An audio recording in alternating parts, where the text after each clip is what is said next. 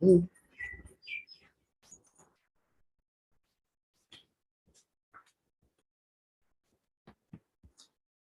right, we're ready to start. The cartels. Haribol. Radna. Very good to see you. Cartels. Oh, I didn't see them. Oh, they're behind that computer.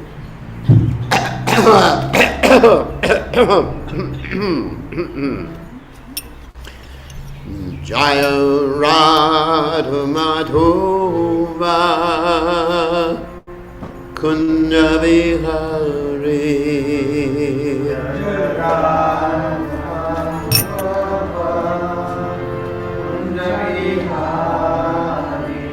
Jaya Radha Madhova Kunja Vihari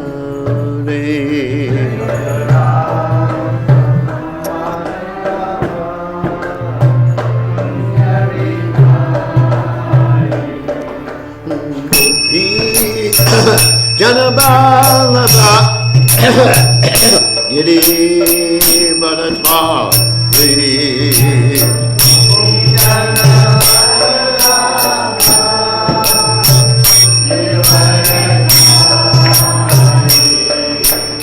Gopi Nanabalaba Giri Marura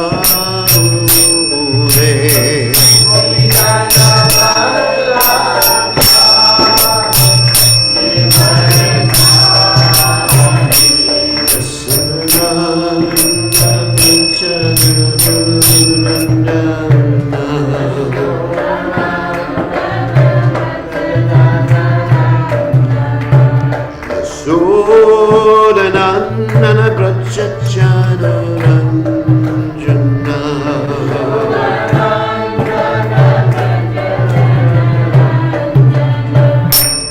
Muna Tera Panchali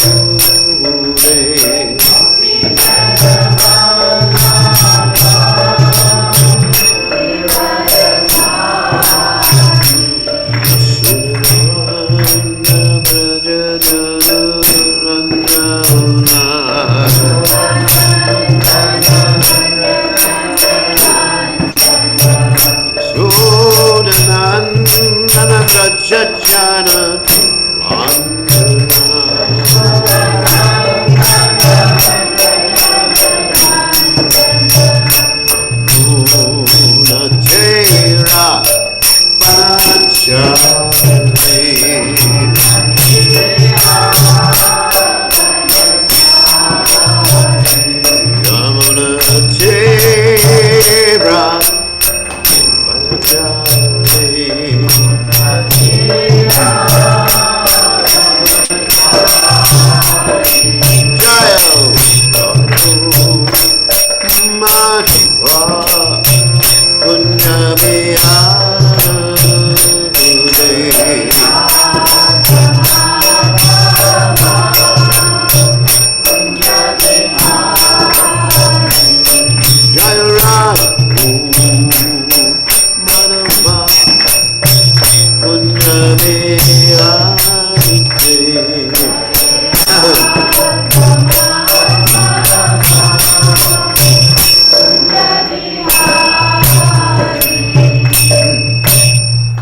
Om Vishnupad Paramahansa Paravidakacharya also Teta Satashi Shimad His Divine Grace Abhaya Chalana Bhaktivinoda Goswami Srila Prabhupada Ki Jai ISKCON Founder Acharya Srila Prabhupada Ki Jai Anantakoti Vaishnav Vrinda Ki Jai Namacharya Srila Haridas Thakur Ki Jai Brahma Se Kaho Sri Krishna Chaitanya Prabhu Nityananda Shidwaita Gadadha Shivasati Gaur Bhaktavinda Ki Jai Shri Radha Krishna Gopi Gopinath Sai Mukunda Radhakunda Giri Govardhan Ki Jai Vrindavanam Ki Jai Maturadam Ki Jai Chaitanya Swami Ki Jai Yamunamai Ki Jai Shrimati Lasi Devi Ki Jai Samveda Bhakta Vrinda Ki Jai Gaur Premananda Hari Hari Bol.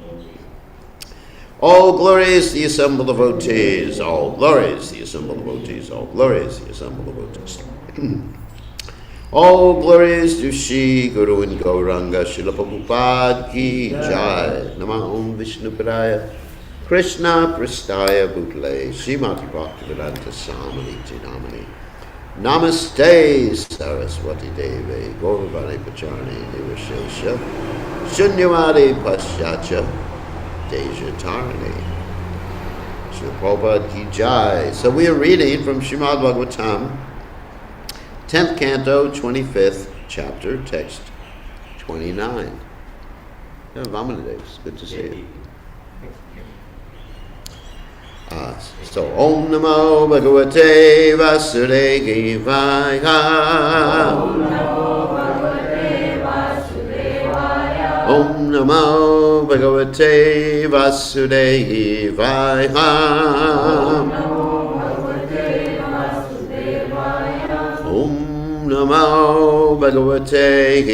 Vasudevaya.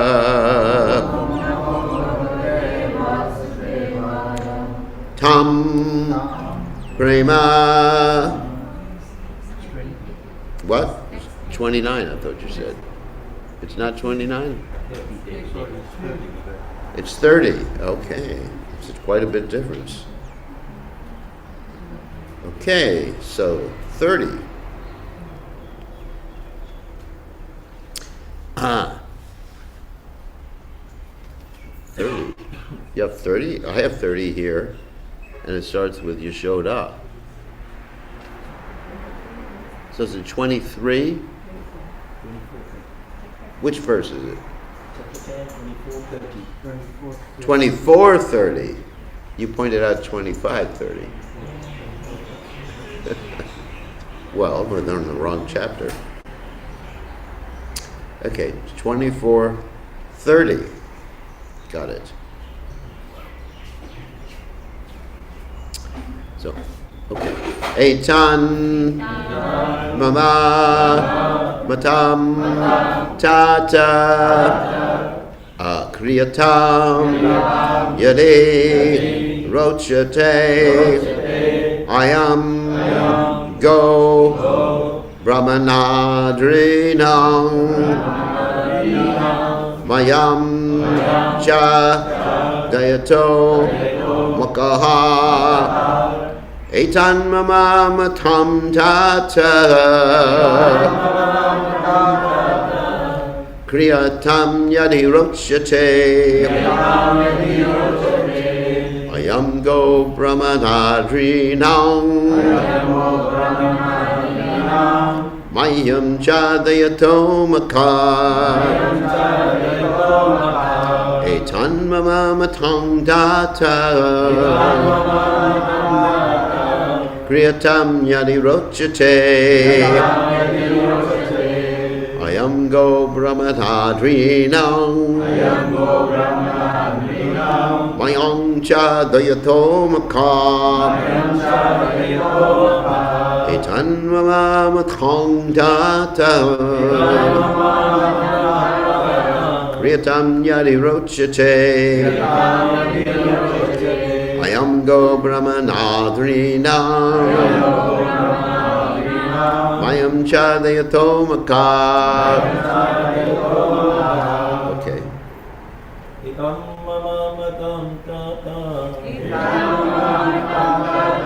Priyakam yadi rochate Ayam go brahmanadvinam Mayam chadayato makhe Etan mama matam tata Priyatam yadi rochate Ayam go brahmanadvinam Mahyam chadayato makha Etan mama matam tata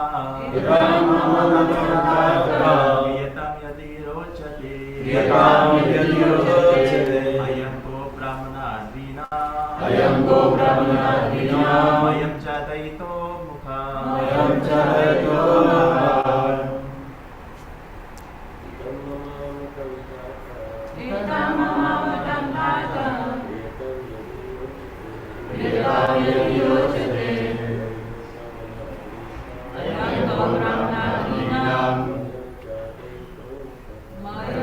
Anayato maka.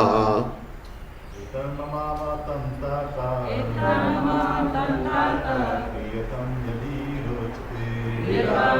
rochate Ayam go brahmanadvinam Rinam. Ayam chadayato Okay, ladies.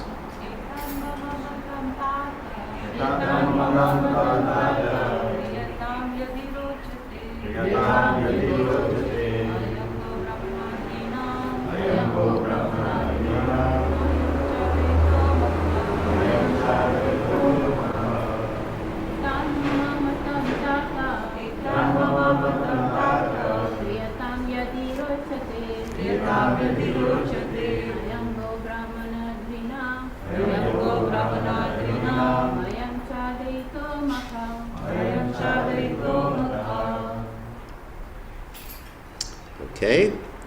Etat, this. Mama, my. Matam, idea. Tata, O Father. Kriyatam, may it be carried out. Yadi, if. Ruchate, it is pleasing. I am this. Go Brahmana Adrinam, for the cows, Brahmanas, and Govardhan Hill. Mayam, for me. Cha, also. Dayita, cherished. Maka, sacrifice. Translation, this is my idea, O Father, and you may carry it out if it appeals to you. Such a sacrifice will be very dear to the cows, the Brahmanas, and Govardhan Hill, and also to me. So, purport by the servants of His Divine Grace, Srila Prabhupada. Whatever is pleasing to the Brahmanas, the cows, and the Supreme Lord Himself is auspicious and beneficial for the entire world. Spiritually blind modern people do not understand this and instead adopt a scientific approach to life that is rapidly destroying the entire earth. So,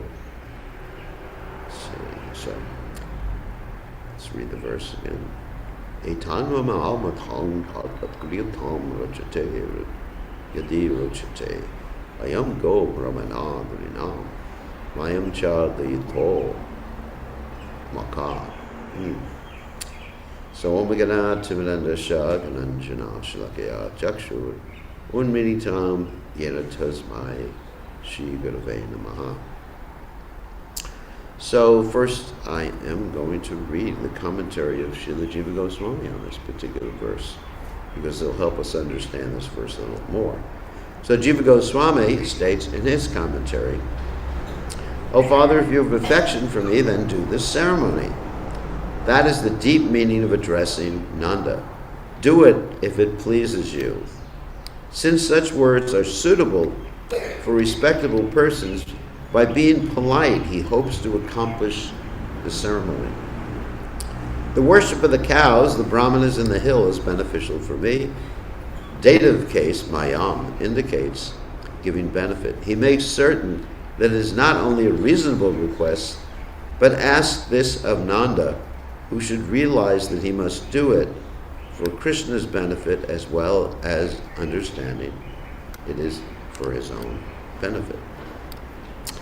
So there's many different points about this particular verse. Of course, here Krishna is trying to convince Nanda Maharaj to worship Govardhan Hill and the cows and the brahmanas rather than worship Indra. And so, in doing so, he is using logic and reasoning. So this is a very important point insofar as our relationship with Krishna. We find in the Bhagavad Gita that Arjuna is given quite an extensive philosophical understanding. And then Krishna at the end says, what do you want to do? He doesn't force Arjuna. He doesn't play a guilt trip like we have in our society, the way we sometimes bring up children, isn't it? That we tell them, you have to do this. Why? I'm your mother. I'm your father. So what if I don't do it? You get a spanking. You can't eat. You don't get any prasadam. And what happens if I do it? Then I'll be nice to you. And I'll give you some money. And I'll give you what you like to eat. So this is external manipulation. And also sometimes we find that in the relationship between guru and disciple, sometimes the guru may order the disciple. But Prabhupada said in the Bhagavad Gita, blind following and absurd inquiries are to be condemned. So we have a right to make a decision as to whether we follow or don't follow. Otherwise, if you follow due to force or due to some sort of extrinsic, that means a reward. Like if I tell you, please come to the temple, chant Hare Krishna, I'll give you each $5 for chanting your rounds this morning. You'll do it. I mean, the temple would be full. Well, maybe a little more now. What, $10? $10 would probably work. You know, $10 for everybody comes to Mangalarti. How about that? The temple will be full of people. Or 20? 50? You probably have the whole city of, isn't it? You probably have the whole city of Lotoka coming. I mean, even the Muslims would come. Even the Christians would come. So, but this is not Krishna consciousness. To do something.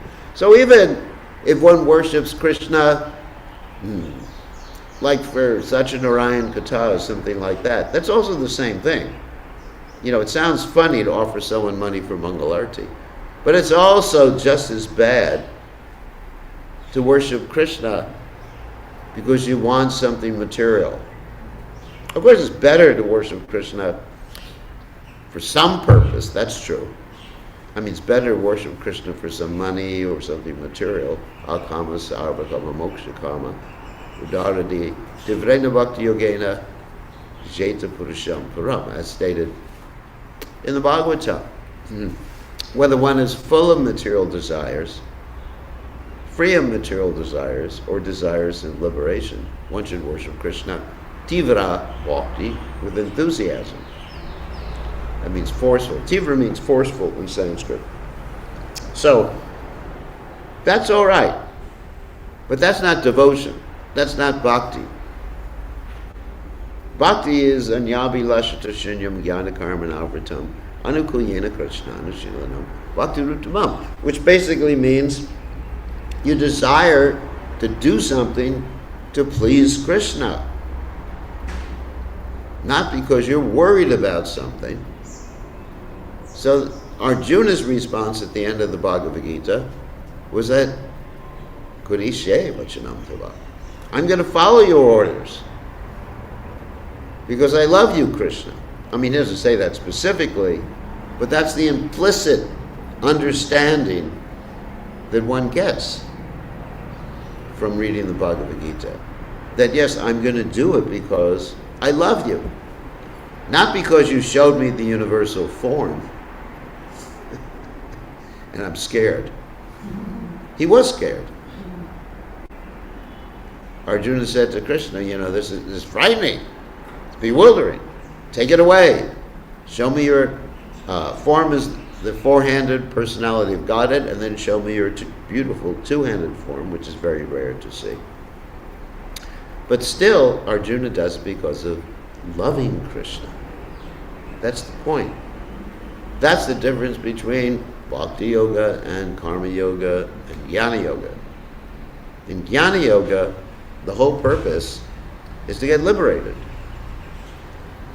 In Karma Yoga, the whole purpose is basically to get something out of Krishna. Want something. Om Jaya Jagadisha Hari. Swami Jaya Jagadisha Hari. Give it to me. Oh, great Swami Jaya Jagadisha Hari. Right? Such an Orankata. So, anyway, but that's not what we're supposed to be doing.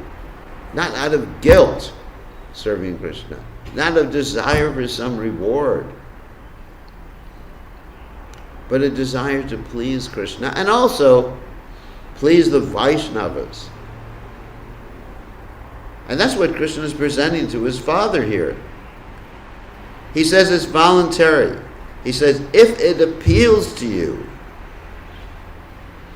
And he said, such a sacrifice will be very dear to the cows, brahmanas, Govardhan Hill, and also me, not me, Krishna. So that's a wonderful argument, isn't it? And that's why Nanda Maharaj does it. Because he has devotion for the cows, the brahmanas, not just because it's Vedic. Oftentimes devotees use this particular excuse. Something is Vedic, something is not Vedic. But because of the heart. Devotional service is meant to be executed with the heart. Of course, we also, we engage our tongue, we engage our legs, like some Savaimana Krishna Padara Vindyo, as described by Maharaj Ambarish. He engaged his legs in going to the temple, his hands in serving the Vaishnavas, etc., his eyes in seeing the beautiful form of the Supreme Personality of Godhead. But the main thing is the heart. Hridyantaksto yavadrani vidunoti saritsitam, right? The reason we're chanting the Hare Krishna Maha Mantra is to love Krishna, to purify the heart. Cheto darpanamarjanam bhava mahadvagni nirvapanam. Our heart is on fire, material fire. Cheto darpanamarjanam, the cleansing of the heart. So devotional service, another statement made by Lord Kapila Deva, is devotional service is done with the subtle body. Of course, we have a gross body. Gross means a bhumi rapo and a low vayu kamano. That earth, water, fire, air, and ether. But we have a subtle body of mind, intelligence, and ego. And so we perform devotional service with attention. Otherwise, devotional service is termed niyam agraha. This term niyam agraha means doing devotional service externally some other purpose, but not a desire to please Krishna. So that requires that we become a little introspective and see, what is my motive? Motive means, for those of you who don't know that, it's a big word in English. Oh, Hare Krishna. There's the honey.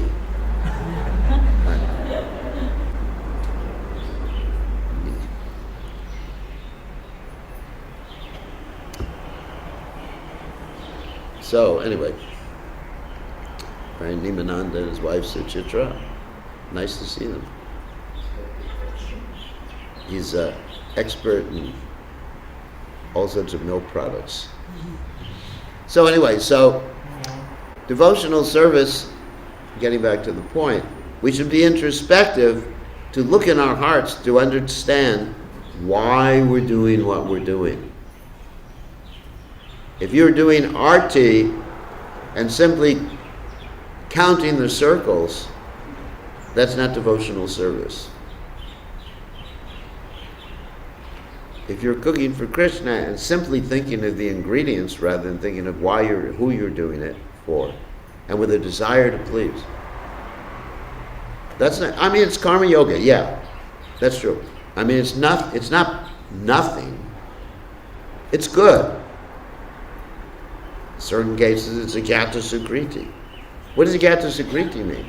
It means unknowing devotional service, or pious activities, or some connection with Krishna. Agyata means not to know. So we think, many times we think that Agyata Sukriti applies to people outside of the movement. You know, someone you approach, they give a donation. But Agyata Sukriti can also apply to us when we're doing our service and we're not conscious of what we're doing. You know, many of us are in the Krishna unconscious movement. You understand?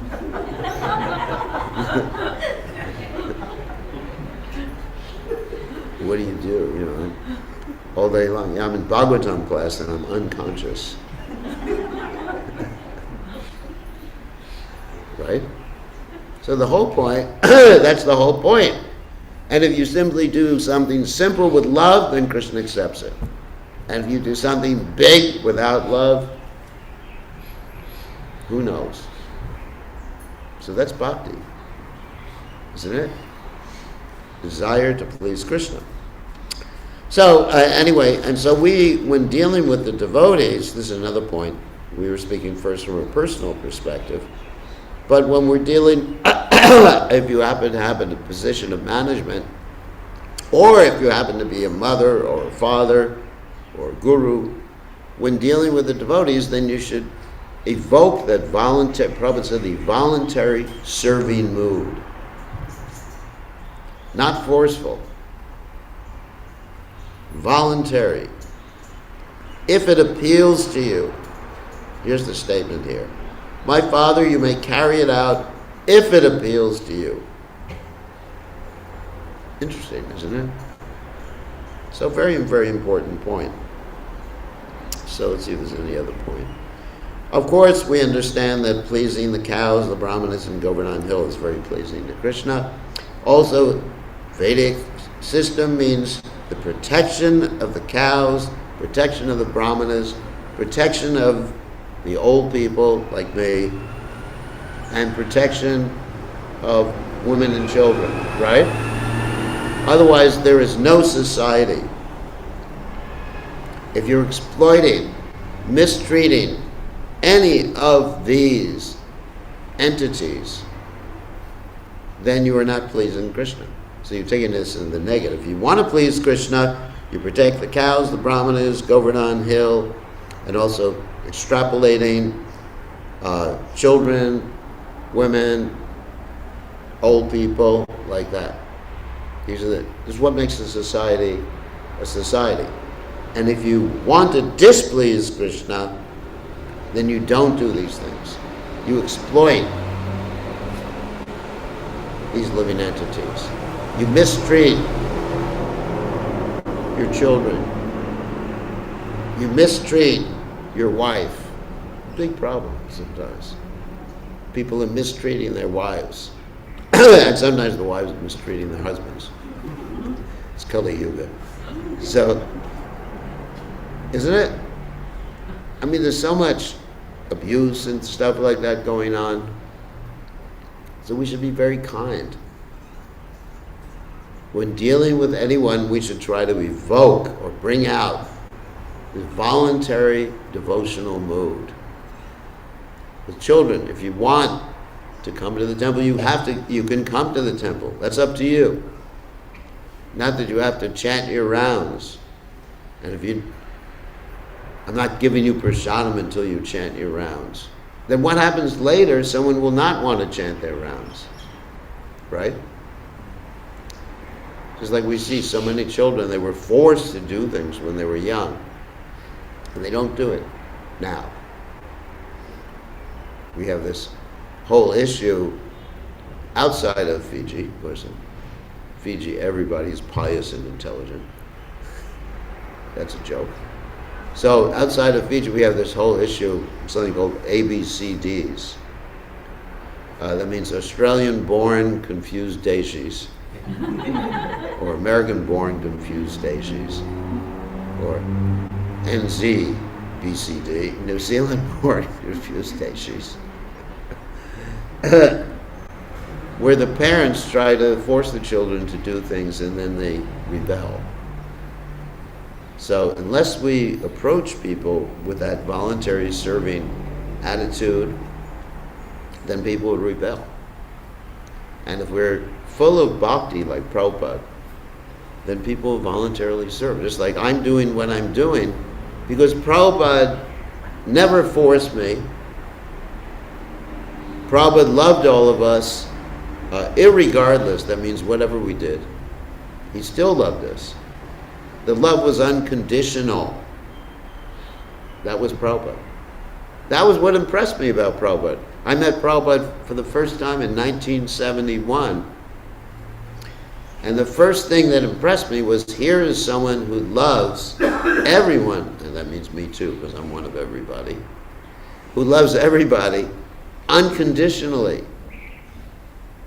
Prabhupada was looking at a little bug that was on a flower, and he was concerned that bug didn't have enough to eat.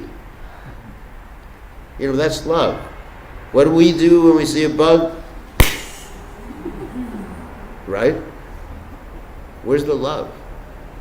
But this is Prabhupada. And so that's why I'm serving Prabhupada voluntarily.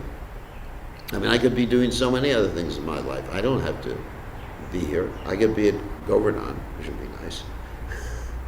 Chanting Hare Krishna would be blissful. And Prabhupada, just like Prabhupada left India at an old age because of his desire to serve. Because his spiritual master had that mood. Brahmanda Brahmate Konda Bhagavan Jiv Guru Krishna Prasadi Bhakti Lata Bij. The spiritual master implants the seed of bhakti. So a devotee is a repository of bhakti. A devotee is the source of bhakti. And that was Prabhupada. That was my experience. And therefore I give my whole life to Prabhupada. Voluntarily. Nobody's forcing me to do anything. And it's austere. A lot of physical, external austerities. You'll see that when you get older. You're all young men and women. You're children. Isn't it? Chuta's like young enough to be my great-grandson or something. But you'll see that when you get older. But I'm doing this out of love for Prabhupada. And love for the Vaishnavas, love for Krishna. And life is pleasant then. When you're doing things out of love, your whole life becomes blissful. So this is what Krishna is asking Nanda Maharaj to do. So any questions or comments? Questions, comments, arguments, problems, issues? Yeah. Sometimes some time in life, sometimes happens like you've taken vows for it first to follow. Yeah. And then sometimes some serious health issues come that somebody says you have to break one of the principles. So what to do in that situation? Because you're not healthy, you have to get married again? Is that the point? No, maybe you have to take meat, maybe they just something. Take meat? Something. Because the doctor advises that you have to take this. Rascal doctor. We reject him. You get a second opinion. You ever have a second opinion with doctors? The doctors will say so many. What do doctors know? I mean, so many people, if you go and you, of course, Fiji, they probably don't collect the statistics. But in the Western world, hundreds of thousands of people in America, for example, die in the hospital because of some misdiagnosis, misapplication of the pharmaceutical, because doctors did something wrong. Sorry if there are any doctors in here, if I'm offending them. Any doctors? No. Okay, I got to be careful. We're on the internet. We have devotee doctors. They're nice. So anyway, but doctors make mistakes. They're not just like pure devotees who never make a mistake. They're free of the 4 deficiencies of the conditioned soul. They're not illusion. They don't make mistakes. There's when is there a need to take meat?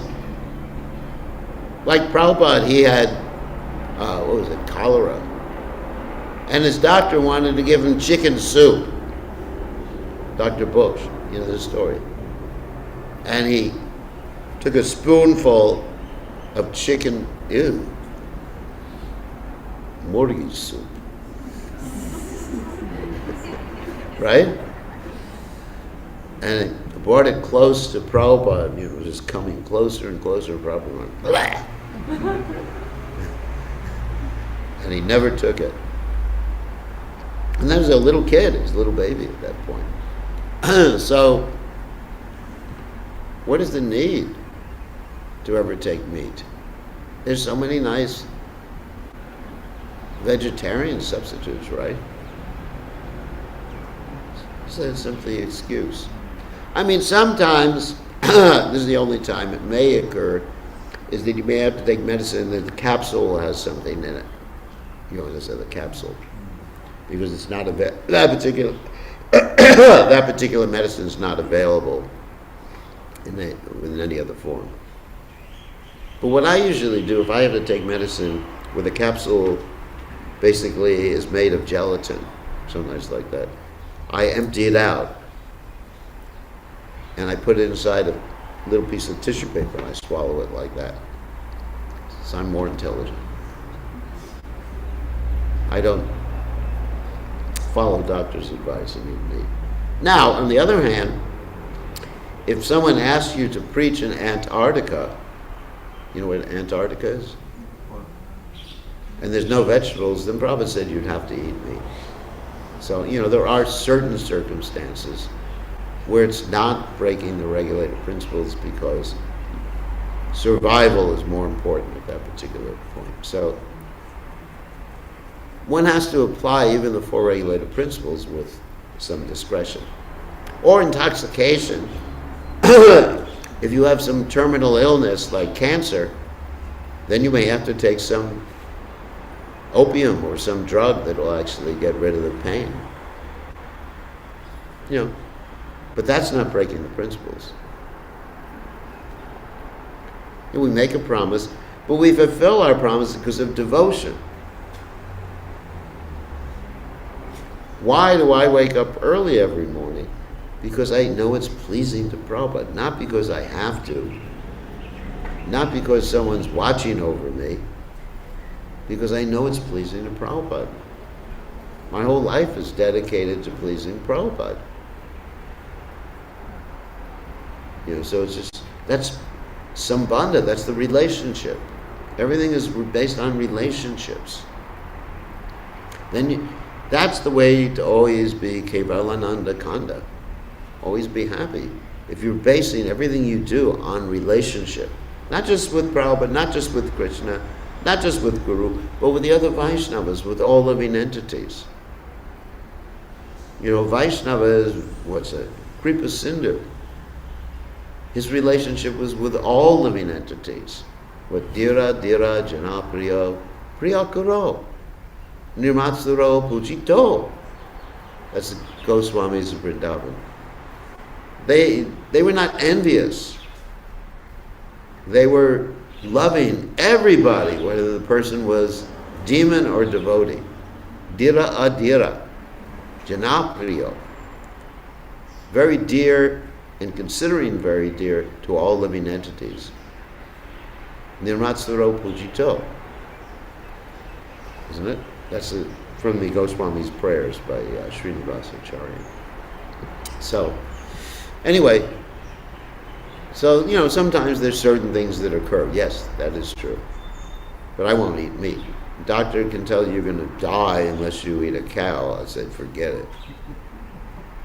They said, you're going to die. I'll tell the doctor you're going to die if you keep saying that to me.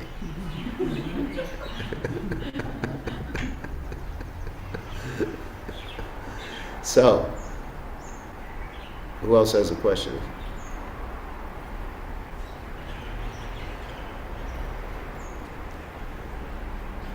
Anyone else want to break the regular principles here? Must be Hari, you have anything? If you're obliged to something and you take shelter of something else, you won't find any real satisfaction. That's right. I mean, we're not obliged to do anything. I remember that one of my godbrothers, Steve, was put in prison in Russia because they tried to stop him from chanting Hare Krishna. And all he ate, I think it was for years, is salted bread. He has his book. He actually passed away recently. And it's called Salted Bread. You've heard about this before? What's that? Yeah, salted bread. That's all he could eat. And yet he refused to give up to eat meat and chant Hare Krishna. He refused to give up chanting Hare Krishna. So we should be determined, but out of devotion, not out of fear. One shouldn't think, oh, Krishna is going to smash me. That's not the right attitude. That's not bhakti. Parents sometimes do that with their children. They said, if you don't behave me, God's going to smash you. Any of you ever say that to your children? I'm sure you did. So, if you don't listen to your parents, God will punish you. You know what I'm talking about? Yeah. It's not like that. Everything should be done from the heart. Then people will be happy. We'll have a nice movement. People will love each other. Then we won't have politics between the devotees anymore. Isn't it? It's a loving movement. Okay. Any other questions? If there's no other questions, then we're in class, right? So thank you all for coming to class. We'll be here for the next 2 or 3 days.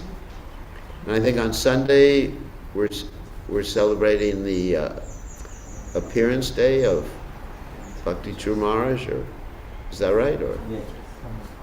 Sunday. That'll be the Sunday program, right? Yes. Okay, for the Sunday program there'll be the appearance day. I think that's very important to celebrate his appearance day. Great Vaishnava.